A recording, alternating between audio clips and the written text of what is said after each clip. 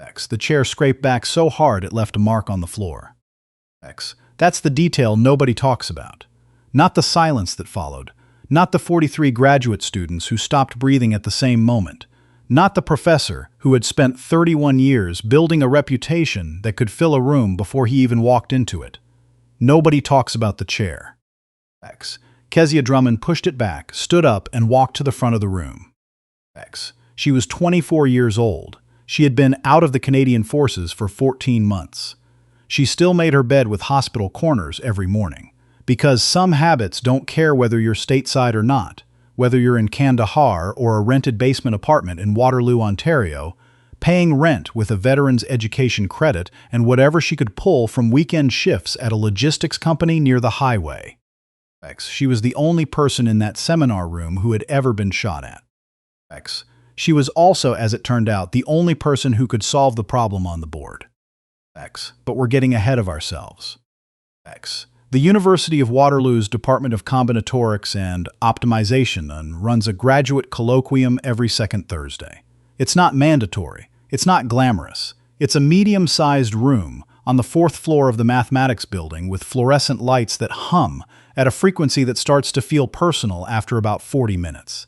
And a whiteboard that's been replaced twice in the last decade because professors keep pressing too hard. X. Dr. Leonard Price had been running that colloquium since 2009. X. He was not a cruel man, technically. He was precise. He was exacting. He had published 87 peer-reviewed papers, been cited over 4,000 times, and once told a postdoctoral researcher that her proof was competent, which is the most generous word I have for adequate. He said it in front of 9 other people. He did not think of it as cruelty. He thought of it as honesty. X. The distinction mattered a great deal to Dr. Price. X. It mattered rather less to everyone else in the room. X. Kezia had enrolled in the graduate program 6 weeks earlier. She was the only student in the cohort who had not come straight from an undergraduate math degree. X. Her file said she had a Bachelor of Science from Royal Military College, dual concentration in systems engineering and applied mathematics, completed while serving, finished while deployed, the last 2 courses done online from a forward operating base in a country she didn't name on her application and didn't discuss in her interview. X. The admissions committee had passed her file around 3 times. X. 2 members had voted no. X. The third, a professor named Dr. Harlow, had said something that ended the debate. She'd said, "I want to see what she does with a hard problem." That was it. That was the whole argument. And she had won. X. Kezia did not know any of this when she walked into Dr. Price's colloquium on the 2nd Thursday of October. She knew the room number. She knew the time. She brought a notebook and 2 pens, one black, one red, because she had been trained to always have a backup. She sat in the 3rd row, left side, nearest the door. Old habit. You always know where the exit is. X. Dr. Price walked in 7 minutes late, which was his custom. He set his leather folio on the table at the front, did not look up, and began writing on the board. X. He wrote for 4 minutes straight without speaking. The room watched. Nobody asked questions during the writing. You learned that fast. X. What he wrote was a conjecture. Not his own. It had been circulating in the field since the early 90s, attributed to a Finnish mathematician named Virtanen, who had proposed it in a footnote and then, apparently, forgotten about it. The conjecture dealt with a specific class of optimization problems involving constrained network flows. It was elegant, the way certain problems are elegant. Clean on the surface, catastrophic underneath. X. Dr. Price set the marker down. He turned around. X. He looked at the room the way the man looks at a buffet he already knows he'll be disappointed by. X. This problem, he said, has been open for 31 years. 3 serious attempts at a proof have been published. All 3 were wrong. One of the errors was not caught for 4 years. He paused. I want someone to tell me why. X. Silence. X. This was also customary. Dr. Price asked questions and then waited. He could wait longer than you thought possible. He had once stood at the front of a room for 6 minutes without speaking while a doctoral student worked up the nerve to answer.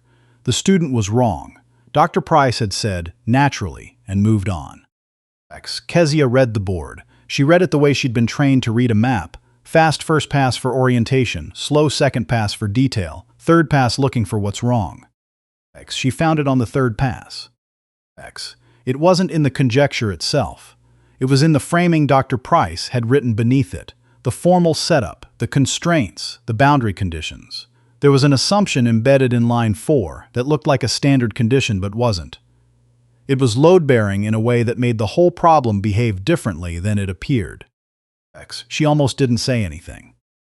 That's the part that gets lost every time someone tells this story. The almost. She had been in rooms before where she knew something other people didn't. Sometimes in those rooms, saying what you knew got the mission done faster. Sometimes it got you a look from a commanding officer that meant, wait your turn. She had learned over years to read which kind of room she was in before she opened her mouth. She read this room. She looked at Dr. Price. She looked at the 42 other students who were staring at their notebooks, or the middle distance, or their own hands. She thought, this is the kind of room where the right answer is always welcome. She raised her hand. Dr. Price looked at her the way people sometimes look at things that appear where they didn't expect them. Yes, he said, not a welcome, a prompt. The framing in line 4, Kezia said. The boundary condition assumes the flow network is acyclic. But Vertinen's original footnote doesn't require that. If you allow cycles, the third constraint doesn't hold, and the problem class changes completely. The room did not react immediately. Dr. Price looked at the board. He looked at line 4. He looked at it for a long time. Your name, he said. Kezia Drummond. You're new. 6 weeks. He looked at the board again. Where did you study? RMC Royal Military College. Something moved across his face. It wasn't contempt exactly. It was a kind of recalibration, the expression of a man updating a prior in real time, not entirely comfortably. The boundary condition, he said slowly, is standard. It's how the problem has been presented for 30 years. I know, Kezia said. I think that might be why it hasn't been solved. Another silence, different quality from the first one. Come up here, Dr. Price said. She came up. He handed her the marker, not asked, like a test. She took it. She didn't perform confidence. She didn't do the thing people sometimes do when they're trying to look calm. The deliberate slowness, the careful arrangement of the body into casualness. She just walked to the board and started writing, because there was work to do, and the board was where the work happened. She wrote for 11 minutes. She reworked the constraint structure, showed where the acyclicity assumption had embedded itself into the standard formulation, demonstrated that removing it opened a different solution pathway, one that had been there the whole time, invisible because everyone was looking slightly to the left of it. When she stopped, she set the marker on the tray. She didn't say done or there or anything like that. She just stopped because it was finished. Dr. Price looked at the board for a very long time, long enough that a student in the back row shifted in her seat, and the sound of it was enormous. This, he said finally, is either a significant insight or a significant error. He paused. I need to verify it. Of course, Kezia said. She went back to her seat. Class continued. Dr. Price moved on to other material, but his mind was clearly elsewhere. He stopped twice mid-sentence and looked back toward the section of the board where Kezia's work was still visible. He didn't erase it. That was the tell. In 16 years of attending seminars and lectures, the students in that room had never once seen Leonard Price leave someone else's work on the board. She didn't sleep well that night, not because she was anxious. She had learned, in conditions considerably more stressful than a math seminar, to separate anxiety from alertness. She was alert. There's a difference. Anxiety is noise. Alertness is signal. She lay in her apartment with the window cracked, even though it was October, and ran the proof through her head again. Not looking for errors. She knew there weren't errors. She was just sitting with it the way you sit with something you've made, making sure it still feels true. It felt true. At 7:14 the next morning, her phone buzzed. The email was from Dr. Price's departmental address. The subject line said, Thursday colloquium. The body said, I've reviewed the reformulation. The cyclic generalization is valid. The solution pathway you outlined is not only correct, it resolves a secondary ambiguity in the literature that 3 separate papers have mishandled. I'd like to discuss next steps. LP. She read it twice. Then she made coffee, because that was what you did next. X. What happened after that was not a clean story. The world doesn't do clean stories. It does complicated ones, and this one was no different. X. Dr. Price proposed that they write it up together. He was generous with attribution, her name first, his second, which in mathematics means something specific about who did the primary intellectual work. That happened. That was real. X. What also happened was this. When the draft was circulated to 3 external reviewers, one of them sent back a response that questioned whether a student with Kezia's non-traditional background had sufficient grounding in the relevant literature to have developed the insight independently. The reviewer didn't sign the response. They never do. X. Dr. Price forwarded it to Kezia without comment. X. She read it once, set her phone face down on the table, and went for a run. 8 kilometers. She ran the same route she used when she needed to think. Along the trail by the park, past the water treatment facility, back through the residential streets that were quiet in the early morning, just the sound of her footsteps and her breathing and the cold coming off the pavement. X. When she got back, she showered, sat down at her desk, and wrote a 4-page response to the reviewer's concerns. Point by point. Every citation they implied she might be missing, cited. Every methodological question they raised, answered. X. She sent it to Dr. Price. X. He read it and said, and this is exact. This is the most thorough response to a reviewer comment I have received in 30 years. I'm going to attach it to the submission. X. He did. X. The paper was accepted 4 months later. X. Here's what the journal announcement didn't mention. Here's what the department newsletter glossed over in 2 sentences. Here's what you won't find in the formal record of the University of Waterloo's Department of Combinatorics and Optimization. X. Kezia Drummond had tried to enter the graduate program 1 year earlier. Different university. The application had been declined with a form letter. She'd requested feedback, which you're entitled to do. The feedback, when it came, said her background was not well suited to the theoretical demands of graduate-level mathematics. X. She had, at the time of that rejection, a 94.2 average in applied mathematics. She had a combat deployment. She had spent 14 months doing logistical optimization for supply chain routing under active fire conditions, which is, if you understand what that means, one of the more demanding applied mathematics environments a human being can work in.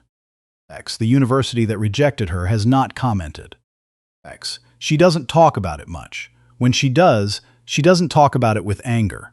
She talks about it the way a person talks about weather, as something that happened, something you moved through, something that does not define the direction you were already going. X. I knew what I was capable of, she said once, in the one interview she's given. I just needed one room that would let me show it. X. Dr. Harlow gave her that room. X.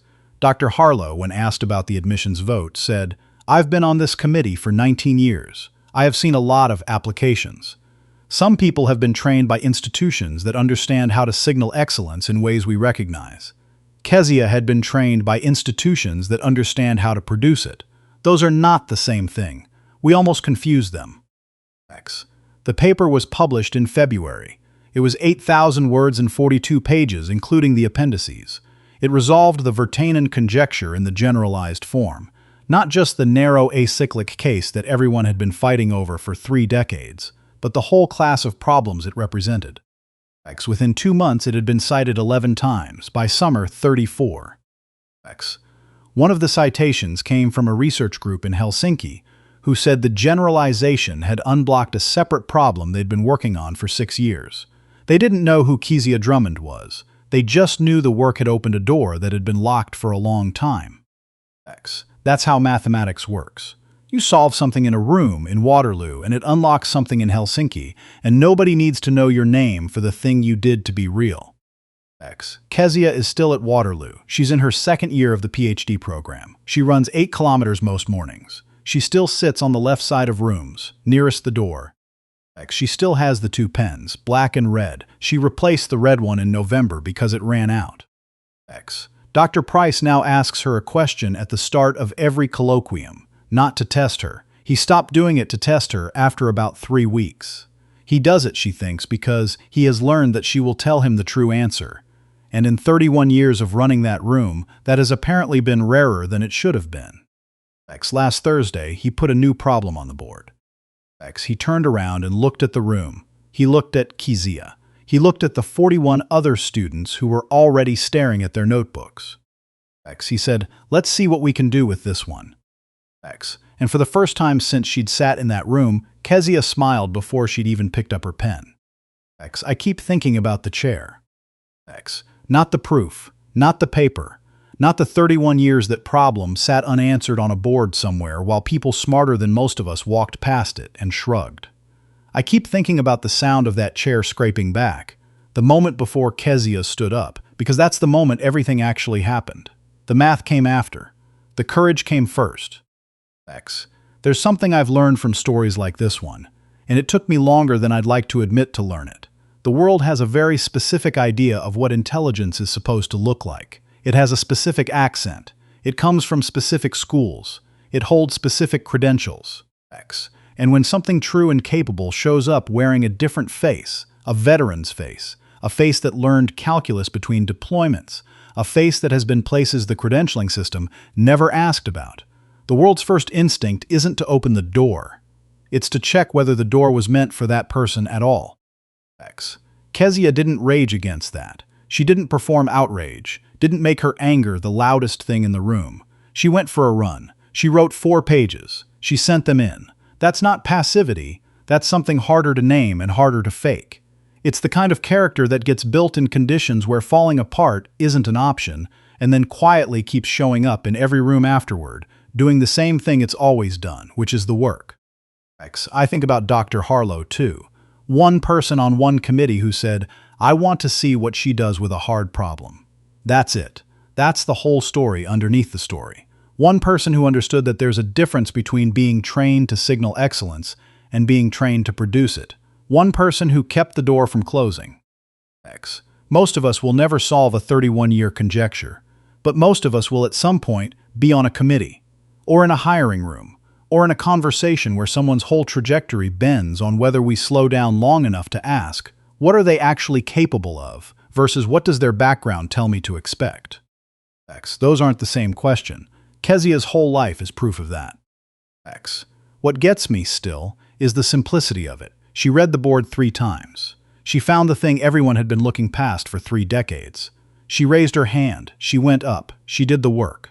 None of that required anyone to believe in her first, but it required her to believe in herself in a room that wasn't giving her many reasons to. That's the thing I can't stop turning over. Integrity doesn't ask for permission. Insight doesn't wait until the room is ready, and the will to keep going, through the rejection letter, through the anonymous reviewer, through every version of your background doesn't fit here, that's not something any institution gives you. You build it yourself, in the quiet, and then you carry it in. Kezia carried it in. And the door was never really locked. It just needed someone willing to push.